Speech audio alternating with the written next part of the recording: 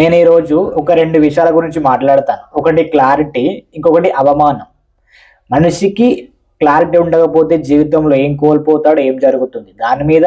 అట్లాగే మనిషికి ఏ టైంలో అవమానం జరుగుతుంది, ఆ టైంలో ఆ మనిషి పరిస్థితి ఎలా ఉంటుంది అనే దాని మీద మనం ఈ రెండింటి గురించి మాట్లాడుకునే ముందు వీడియో చూస్తున్నట్లయితే ముందుగా నా ఛానల్కి సబ్స్క్రైబ్ చేయండి. అట్లాగే ఒక లైక్, కామెంట్ కూడా చేసేయండి. ఓకే, మనం ఇక విషయంలోకి వెళ్తే, ఒక 24 సంవత్సరాలు ఉన్న యువతి ఒక 10 రోజులు 10 మందితో మీరు అనుకున్నదే కానిక్ చేసింది. ఆ సంవత్సరం తర్వాత ఒక మగ పిల్లాడు పుట్టాడు. ఆ పిల్లాడికి 26 సంవత్సరాలు వచ్చాయి. ఆ పిల్లాడు జీవితంలో ఏదో సాధించాలనుకొని అలా ముందుకెళ్తూ ఆయన ఒక జాబ్ పర్పస్లో అన్ని ఎగ్జామ్స్ పాస్ అయ్యాడు. ఆ తర్వాత ఒక రోజు ఇంటర్వ్యూ ఉండింది. ఇంటర్వ్యూకి వెళ్ళే ముందు చాలా యాక్టివ్గా, హ్యాపీగా ఈ జాబ్ నాదే అన్నంత నమ్మకంతో వెళ్ళాడు.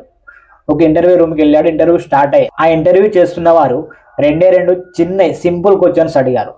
మొదటిది, మీ అమ్మ పేరు ఏంటిది అని. దానికి ఆ అబ్బాయి చాలా ధీమాగా, ధైర్యంతో, నమ్మకంతో వాళ్ళ అమ్మ పేరు చెప్పేశాడు. ఆ తర్వాత వాళ్ళ నాన్న పేరు ఏంటి అని అడిగారు. దానికైనా సమాధానం చెప్పలేకపోయాడు. ఆ అబ్బాయి నాన్న పేరు ఏంటి అని అడగగానే సమాధానం చెప్పలేకపోయాడు. తల కిందికి వేశాడు. నాన్న పేరు ఏం చెప్పాలో తెలియట్లేదు, ఎవరి పేరు చెప్పాలో తెలియట్లేదు. ఇంటర్వ్యూ చేసేవాళ్ళు, నువ్వు బయటికి వెళ్ళి మీ అమ్మకు ఫోన్ చేసి మీ నాన్న ఎవరో కనుక్కో అని ఒక 5 minutes టైం ఇచ్చారు. ఆ అబ్బాయి బయటకు వచ్చి అమ్మకు ఫోన్ చేసి నాన్న ఎవరు, నాన్న పేరు ఏంటి అని అబ్బాయి అడిగాడు. అమ్మ కూడా ఏం సమాధానం చెప్పలేదు. సైలెన్స్ ఉండిపోయింది. అమ్మకి ఏం చెప్పాలో తెలియట్లేదు. ఫోన్ కట్ అయింది. ఆ అబ్బాయి సైలెంట్గా ఇంటర్వ్యూ రూమ్కి వచ్చి తన ఫైల్స్ తీసుకొని బయటకు వచ్చి మెట్లు దిగి వెళ్ళిపోయాడు. అక్కడి నుంచి అమ్మ దగ్గరికి వచ్చి తల్లి ముఖం కొడుకు, కొడుకు ముఖం తల్లి అలా చూసుకుంటూ ఇద్దరు బాధపడు. ఇక్కడ తల్లికి క్లారిటీ లేదు. ఎందుకంటే మనం అనుకున్నాం కదా, ఒకానొక టైంలో 10 రోజులు 10 మందితో అలా చేసిందని. ఎవరితో ఏం జరిగిందో తల్లికి తెలియదు, ఎవరి పేరు చెప్పాలో తెలియదు. తెలియకపోవడం వల్ల ఎవరి పేరు అనేది పక్కా చెప్పలేకపోయింది. ఇంటర్వ్యూలో ఫెయిల్ అయ్యాడు, జాబ్ పోయింది. ఎందుకంటే తల్లికి క్లారిటీ లేదు, పలానా మనిషి అని. క్లారిటీ లేకపోవడం వల్ల కరెక్ట్ పర్సన్ ఏం చెప్పలేకపోయింది.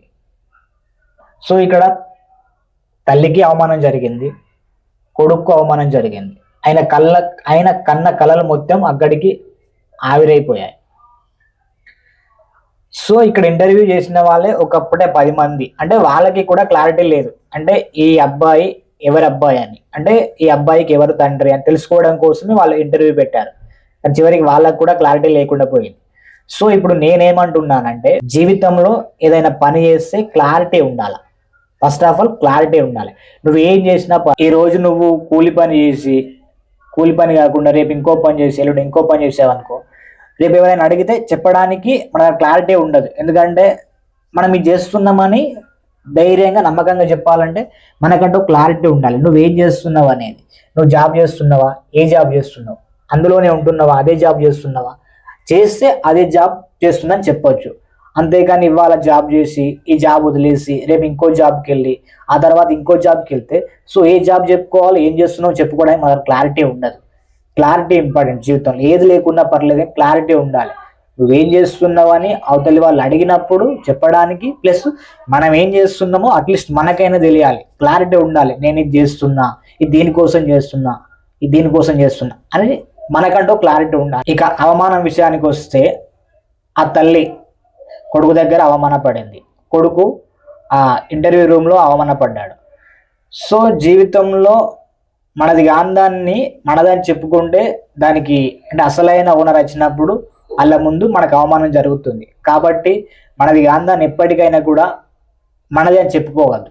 ఎందుకంటే ఏదో ఒక రోజు దానివల్ల మనకు అవమానమే జరుగుద్ది, కానీ దానివల్ల మనకి ఎలాంటి యూజ్ లేదు. మనది కాందాన్ని మనదని చెప్పుకోవడం తప్పు. జీవితంలో ఏం చేసినా క్లారిటీగా చేయండి.